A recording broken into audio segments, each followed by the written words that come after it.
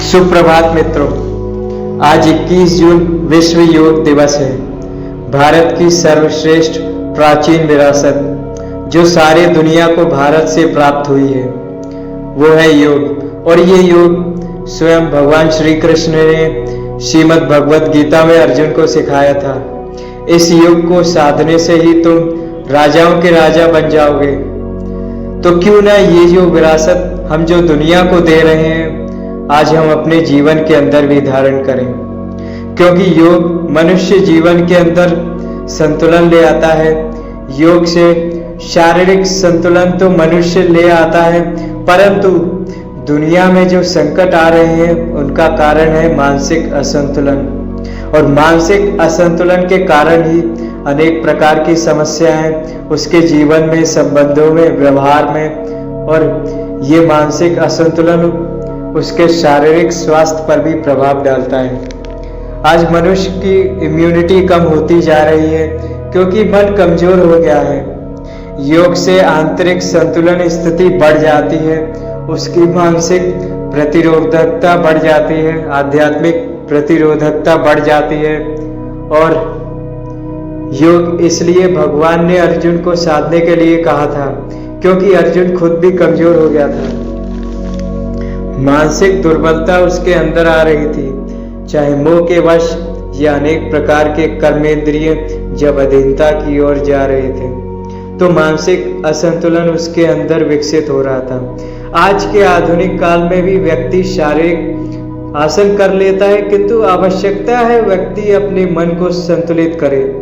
योग सिर्फ कुछ समय या एक दिन करने से लाभ प्राप्ति नहीं कराता।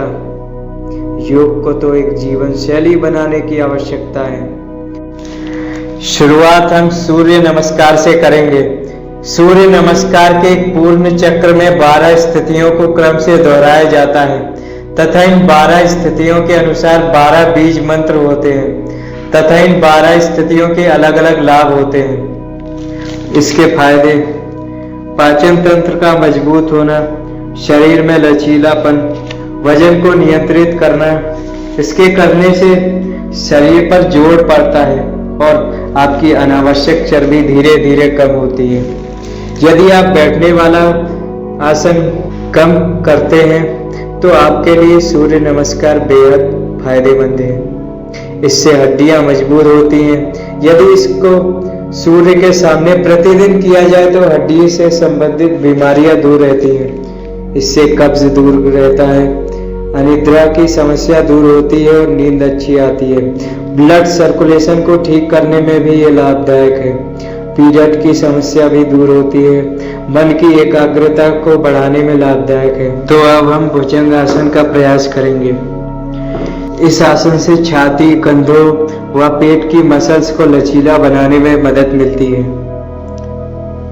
इससे ब्लड सर्कुलेशन व शरीर में ऑक्सीजन का प्रवाह भी बढ़ जाता है। इससे पाचन तंत्र अच्छा होता है व अस्थमा की समस्या से छुटकारा मिलता है। अब हम ताड़ासन का प्रयास करेंगे। इसके फायदे: इसमें गहरी सांस लेने के कारण फेफड़ों के फैलाव से शरीर में ऊर्जा मिलती है। ये लंबाई को बढ़ाने के लिए सर्वश्रेष्ठ आसन है और इससे नर्वस सिस्टम भी एक्टिवेट हो जाता है। इससे आपकी रीढ़ की हड्डी व हृदय में एनर्जी मिलती है और इससे मेंस्ट्रुअल साइकिल की समस्या भी दूर हो जाती है। अब हम चक्रासन का अभ्यास करेंगे।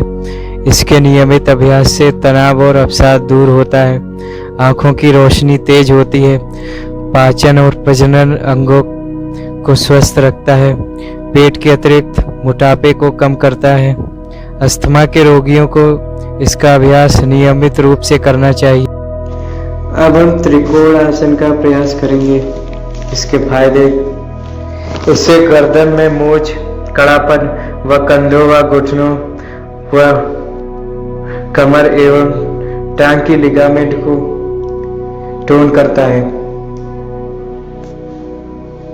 बस अब हम वक्र आसन का प्रयास करेंगे।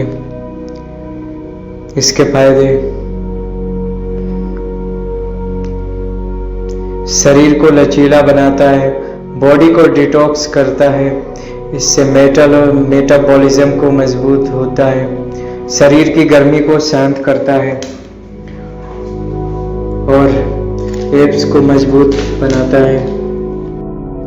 अब हम मकर आसन का प्रयास करेंगे। इस आसन का अभ्यास करने से कंधों एवं रीढ़ की मांसपेशियों में तनाव कम होता है और मसल्स मजबूत और लचीले हो जाते हैं। प्रतिदिन इसका अभ्यास करने से स्पॉन्डिलाइटिस से छुटकारा मिल जाता है।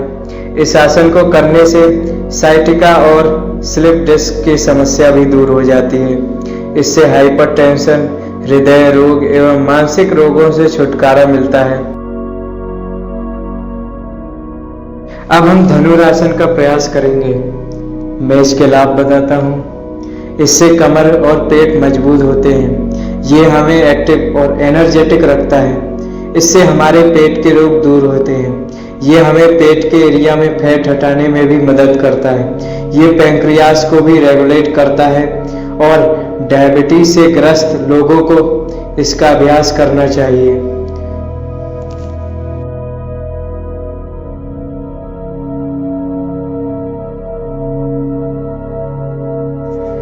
शलभासन, ये रीढ़ की हड्डी में निचले भाग में लाभदायक है। ये कमर दर्द और साइटिका पेन को दूर रखता है। इसका प्रतिदिन अभ्यास करने से सर्वाइकल स्पॉन्डाइलिटिस और रीढ़ की हड्डी की समस्या दूर होती है। कमर के मसल्स को मजबूत बनाता है। सर्वांगासन, ये कब्ज वाले मरीजों के लिए अति लाभदायक है। ये कान, नाक और गले की समस्या को दूर रखता है। इससे सर्कुलेटरी, डाइजेस्टिव और रेस्पिरेटरी सिस्टम्स उत्तेजित होते हैं। ये अस्थमा, डायबिटीज, लिवर व इंटेस्टाइन के रोगों में अति लाभदायक है। ये चेहरे को सिकुड़ने और धब्बे पड़ने को रोकता है। शवासन, ये आसन बहुत आसान है और high blood pressure, heart disease, stress, insomnia और डिप्रेशन को रिलैक्सेशन के माध्यम से दूर करता है। अन्य आसन करने के बाद आप थकान मिटाने के लिए इसे कर सकते हैं। ये शरीर, आत्मा, मस्तिष्क और सिर को आराम पहुंचाता है। ये शरीर के अंगों, मस्तिष्क व आत्मा को शांति पहुंचाता है और शांति प्रदान करता है। ये मस्तिष्क के दर्द और नकारात्मक सोच को दूर रखता है। चलिए अब हम प्राणायाम का प्रयास करते हैं। योग विज्ञान के अनुसार प्राणायाम का उद्देश्य जीवन शक्ति का मार्गदर्शन करने वाले सभी को भाग लेना है। प्राणायाम में आमतौर पर सही सांस लेने का अभ्यास शामिल है। चूंकि प्राणायाम के लिए आपको सही सांस लेने की आवश्यकता होती है, इसमें शरीर के सभी अंग शामिल होते हैं। ये ब्रेन, नसों, ग्रंथियों और आंतरिक अंगों की एकता के लिए आवश्यक होता है। इसका मतलब ये है कि ताज़ा ऑक्सीजन आपके शरीर के हर अंग तक पहुंचता है और ऑक्सीजन हमारे शरीर के लिए सबसे आवश्यक पोषक तत्व है। हम पानी के बिना 1-2 दिन तक जीवित रह सकते हैं, लेकिन ऑक्सीजन के बिना हम कुछ मिनट भी जीवित नहीं रह सकते। इसके कुछ लाभ हैं। प्राण शक्ति की मात्रा और गुणवत्ता बढ़ाता है।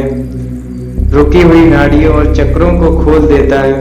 आपका आभा मंडल फैलता है। मानव को शक्तिशाली और उत्साहपूर्ण बनाता है। मन में स्पष्टता और शरीर में अच्छी सेहत होती है। शरीर, मन और आत्मा में तालमेल बनाता है। नाड़ी शोधन प्राणायाम, अपने कमर और सिर को सीधा रखें, आंखें बंद रखें। अपने दाएं हाथ को ज्ञान मुद्रा में रखें।